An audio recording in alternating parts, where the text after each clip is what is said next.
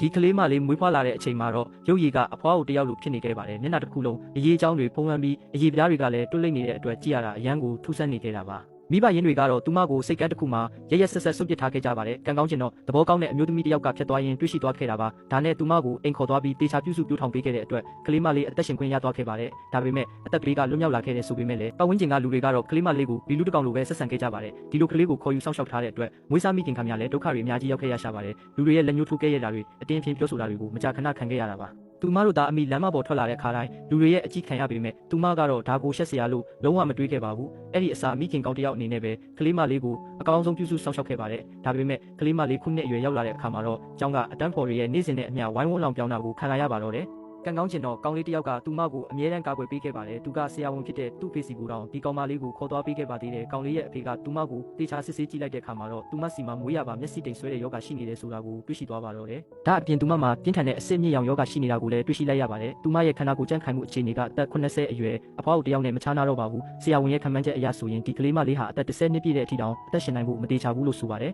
်အဲ့ဒီအချိန်မှာပဲကောင်မလေးရဲ့မွေးစားမိခင်ရောက်ရှိလာခဲ့ပါတယ်တိုက်တိုက်ဆိုင်ဆိုင်ပဲအိမ်ကူကလည်းထမင်းဟင်းတွေချက်ပြုတ်ပြီးခါစားမှုကောင်လေးကသူတို့သားမိကိုထမင်းလက်ဆောင်စားကြဖို့နွေးနွေးထွေးထွေးဖိတ်ခေါ်လိုက်ပါတော့တယ်။ကောင်လေးရဲ့အမေကတော့သူတို့ကိုအထင်သေးတယ်လို့ကြည့်ပြီးဒီလိုတန်ဖိုးကြီးဟင်းမြမျိုးတွေနဲ့စားသားကြမှာမဟုတ်ဘူးလို့ခက်နေတဲ့ပြောဆိုပါတယ်။မွေးစားမိခင်ခမများစိတ်ထိထိုက်သွားပေမဲ့ဘာမှပြန်မပြောနိုင်ခဲ့ရှာပါဘူး။နောက်ဆုံးမှာတော့တမိဖြစ်သူကိုခေါ်ပြီးတိတ်တဆိတ်ပဲပြန်လဲထွက်သွားခဲ့ရပါတော့တယ်။အိမ်ပြန်ရောက်တဲ့အခါမှာတော့ကလေးမလေးဟာမျက်ရည်တွေဝဲပြီးဝမ်းနဲ့နေရှာပါတယ်။ကောင်လေးရဲ့မိသားစုကသူ့ကိုသဘောမကျဘူးထင်တယ်လို့အမေဖြစ်သူကိုရင်ဖွင့်ပါတယ်။ဒီတငယ်ချင်းတယောက်တည်းကိုဆုံးရှုံးရမှာအရန်ကြောက်မိတယ်လို့သူတို့ပြောတဲ့စကားတွေကလည်းမှန်ပါတယ်လို့ဝမ်းနဲ့စွာနဲ့ပြောရှာပါတယ်။သူမဟာအမြဲတမ်းရုပ်ဆိုးပြီးဘီလူလေးတစ်ကောင်လိုဖြစ်နေခဲ့တာကိုမွေးစားမိခင်ကတော့ကလေးမလေးကိုချက်ချင်းပဲနှစ်သိမ့်ပေးရှာပါတယ်ဒါပေမဲ့မထင်မှတ်ထားတာကတော့နောက်တစ်နေ့မှာဟိုကောင်လေးကသူမစီကိုထပ်ပြီးရောက်လာခဲ့တာပါပဲအဲ့ဒီနေ့ကစပြီးသူတို့နှစ်ယောက်ဟာအရာရာကိုရင်ဖွင့်တိုင်ပင်ကြတဲ့ခွဲမရတဲ့တငယ်ချင်းတွေဖြစ်သွားကြပါတော့တယ်အသက်10နှစ်တောင်မကျော်နိုင်ဘူးလို့အားလုံးကထင်မှတ်ထားချိန်မှာပဲတကယ်အံ့ဖွယ်အမှုကြီးဖြစ်လာခဲ့ပါတယ်အဲ့ဒါကတော့သူမဟာတဖြည်းဖြည်းနဲ့ပြန်ပြီးနုပြိုလာနေတာပါပဲဒီလိုနဲ့ကန်တရားရဲ့ဖေးမမှုကြောင့်သူမဟာ18နှစ်အထိဆက်ပြီးရှင်သန်ခွင့်ရရှိသွားပါတော့တယ်အဲ့ဒီနှစ်မှာတော့ကောင်လေးဟာသူတက်ချင်နေတဲ့အိမ်မက်တက္ကသိုလ်ကိုဝင်ခွင့်ရရှိသွားပါတယ်ဒီသတင်းကောင်းကိုပြောပြဖို့အတွက်ကောင်မလေးစီကိုချက်ချင်းပဲအပြေးရောက်လာခဲ့ပါတယ်ပြီးတော့သူကြောင်းပြီးလို့ပြန်လာတဲ့အခါကျရင်သူမရဲ့ယောဂကိုမဖြစ်မနေကုသပေးမယ်လို့ကတိပေးခဲ့ပါတော့တယ်ကောင်မလေးအနေနဲ့သူထွက်သွားမှာကိုတွေးပြီးနှမျောတတဖြစ်နေမိပေမဲ့သူ့အတွက်တော့တကယ်ကိုဝမ်းသာပေးခဲ့ပါတယ်နောက်တစ်နေ့မှာတော့ကောင်လေးကသူ့ရဲ့တက္ကသိုလ်ဝင်ခွင့်ဂုဏ်ပြုပွဲကိုတက်ရောက်ဖို့အတွက်ကောင်မလေးကိုပါခေါ်သွားခဲ့ပါတယ်ဒါပေမ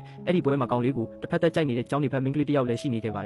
ယ်ကျောင်းနေဖက်မင်းကလေးကဟိုကောင်မလေးကိုမြင်လိုက်တဲ့အခါမှာတော့မကြည်မနှက်ဖြစ်သွားပါတယ်ကောင်လေးကတော့လူတွေရှိမှတင်ဒီလိုရေးကြီးတဲ့နေမျိုးမှာသူမမပါလို့မဖြစ်ပါဘူးလို့အတီလင်းကြေညာလိုက်ပါတယ်ဒီတော့ဟိုမင်းကလေးလည်းဒေါသအကြီးကျယ်ထွက်ပြီးကောင်လေးရဲ့ကျောင်းဝင်ခွင့်စာကိုအပိုင်းပိုင်းဆဆဖြစ်အောင်ဆွဲဖျက်ပစ်လိုက်ပါတော့တယ်သူမကလူတိုင်းကိုပြချင်လို့ပါဆိုပြီးကောင်မလေးကိုဝင်ခွင့်စာတွားယူခိုင်းလိုက်ပါတယ်ကောင်မလေးကလည်းဘာမှမတွေးပဲဝင်ခွင့်စာထည့်ထားတဲ့တစ်တာကိုယူလာပေးရှာပါတယ်ကောင်လေးကတော့မျှော်လင့်ချက်တွေနဲ့တစ်တာကိုဖွင့်ကြည့်လိုက်တဲ့အခါမှာတော့သူ့ရဲ့ဝင်ခွင့်စာဟာအပိုင်းပိုင်းဆဆဆုပ်ဖြတ်ခံထားရတာကိုတွေ့လိုက်ရပါတော့တယ်ချက်ချင်းဆိုသလိုပဲလူတိုင်းကဒါဟာကောင်မလေးရဲ့လက်ချက်ပါဆိုပြီးဝိုင်းဝန်းဆွဆွဲကြပါတော့တယ်ကောင်မလေးခမရမဟုတ်ရပါဘူးဆိုပြီးအသေးအတန်ကောင်းခါညင်းရှာပါတယ်ဒါပေမဲ့ကောင်လေးရဲ့မျက်ဝန်းထဲမှာသူမအပေါ်အကြီးကျယ်စိတ်ပြတ်သွားတဲ့အရေးအယောင်တွေကိုမြင်လိုက်ရတဲ့အခါမှာတော့သူမတကယ်ကိုအသေးကွဲသွားရပြီးအိမ်ကိုငိုယိုထွက်ပြေးသွားခဲ့ပါတယ်နောက်ပိုင်းရက်တွေမှာတော့ကောင်မလေးဟာကောင်လေးများသူ့စီလာပြီးပြန်တောင်းပန်မလားဆိုပြီးနေ့တိုင်းမျှော်လင့်ဆောင်စားနေခဲ့ပါတယ်ဒါပေမဲ့သူမစီရောက်လာတာကတော့တောင်းပန်စကားမဟုတ်ပါဘူးကောင်လေးကစုပ်ပြဲနေတဲ့ဝင်ခွင့်စာကိုကင်ပြီးကြောင်းသွားတက်လိုက်ပြီးဆိုတဲ့သတင်းပါပဲအဲ့ဒီနောက်မှာတော့သူတို့နှစ်ယောက်အဆက်အသွယ်ပြတ်တောက်သွားခဲ့ကြပါတယ်မွေးစားမိခင်ခမရလည်းတမီးဖြစ်သူနေတိုင်းကိုကြွေးနေတာကိုကြည့်ပြီးရင်ထဲမချိအောင်ခံစားနေရရှာပါတယ်ဒါကြောင့်သူမဟာတမီးဖြစ်သူအတွက်အထုပ်ပိုးတွေကိုတိတ်တဆိတ်ပြင်ဆင်လိုက်တယ်လို့တစ်တလုံးစုဆောင်းထားတဲ့ပတ်စံတွေကိုလည်းအကုန်လုံးထုတ်ယူလိုက်ပါတော့တယ်မွေးစားမိခင်ကတမီးဖြစ်သူက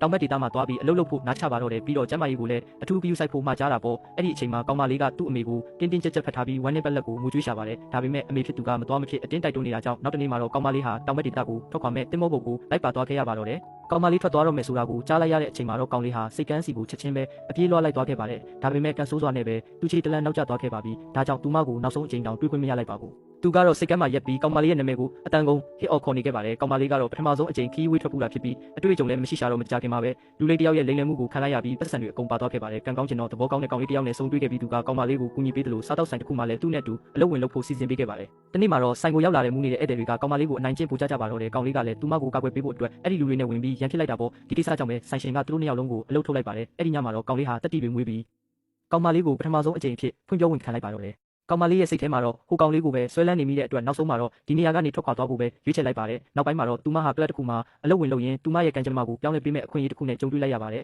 ်အဲ့ဒါကတော့မတော်တဆဆိုသလိုတတိတယောက်ရဲ့သဘောကျနှစ်သက်မှုကိုရရှိသွားခဲ့တာဖြစ်ပါတယ်သူမရဲ့စူးစမ်းအားထုတ်မှုတွေကြောင့်မကြခင်မှာပဲတတိရဲ့အားကိုးရဆုံးလက်ထောက်တစ်ယောက်ဖြစ်လာခဲ့ပါတယ်ဒီလိုနဲ့6နှစ်ကြာပြီးတဲ့နောက်မှာတော့တတိကသူမကိုရှန်ဟိုင်းမြို့မှာရှိတဲ့ကုမ္ပဏီခွဲမှာဥက္ကဋ္ဌအဖြစ်တွားရောက်တာဝန်ထမ်းဆောင်ဖို့ဆေးလွတ်လိုက်ပါတယ်ဒီတော့မှပဲသူမလည်းနောက်ဆုံးတော့ငါအိမ်ပြန်ရတော့မယ်ဆိုပြီးတွေးလိုက်မိပါတော့တယ် တစ်ချိန်တည်းမှာပဲကြောင်းပြီးသွားပြီဖြစ်တဲ့ကောင်လေးကတော့ကောင်မလေးရဲ့အမေစီကိုမကြာခဏဆိုသလိုဝင်ထွက်သွားလာနေခဲ့ပါတယ်ဒါပေမဲ့ကောင်မလေးရဲ့သတင်းစာနာကိုတော့ဘာတစ်ခုမှမကြားခဲ့ရပါဘူးအဲ့ဒီနေ့ကကောင်လေးရဲ့မွေးနေ့ရက်ရောက်တော့သူကကောင်မလေးရဲ့အမေကိုသူ့မွေးနေ့ပွဲတက်ဖို့ဖိတ်ခေါ်လိုက်ပါတယ်ဘာလို့လဲဆိုတော့တိုက်တိုက်ဆိုင်ဆိုင်ပဲအဲ့ဒီနေ့ကကောင်မလေးရဲ့မွေးနေ့လည်းဖြစ်နေလို့ပါပဲမွေးနေ့ပွဲရောက်တော့ကောင်လေးကကောင်မလေးရဲ့အမေကိုသမီးဖြစ်သူအတွက်ဆူတောင်းပေးဖို့ပြောလိုက်ပါတယ်ဒါကိုမြင်တော့ကောင်လေးရဲ့အမေကမကြေမနက်ဖြစ်သွားပြီးကိုရုပ်ဆိုးမကတေးတာတောင်ကြာနေလောက်ပြီးဆိုပြီးရက်ရက်ဆက်ဆက်ပြောချလိုက်ပါတော့တယ်အဲ့ဒီအချိန်မှာပဲဟိုမိန်းကလေးဆိုးကကောင်လေးကိုထပ်ပြီးဖွင့်ပြောလာပြန်ပါတယ်ကောင်လေးကလက်ဆောင်ကိုလက်ခံဖို့တိုးဆုပ်နေတော့သူ့တငယ်ချင်းတွေကဟိုရေးချောင်းတွေနဲ့ရုပ်ဆိုးမကိုပဲမျောလင့်နေတော့လားဆိုပြီးဝိုင်းလောင်ကြတာပေါ့အဲ့ဒီလိုအခြေအနေတွေအဆင်မပြေဖြစ်နေတဲ့အချိန်မှာပဲကောင်မလေးရောက်ရှိလာပြီးမတွေ့တာကြပြီးတော့ဆိုပြီးကောင်လေးကိုနှုတ်ဆက်လိုက်ပါတော့တယ်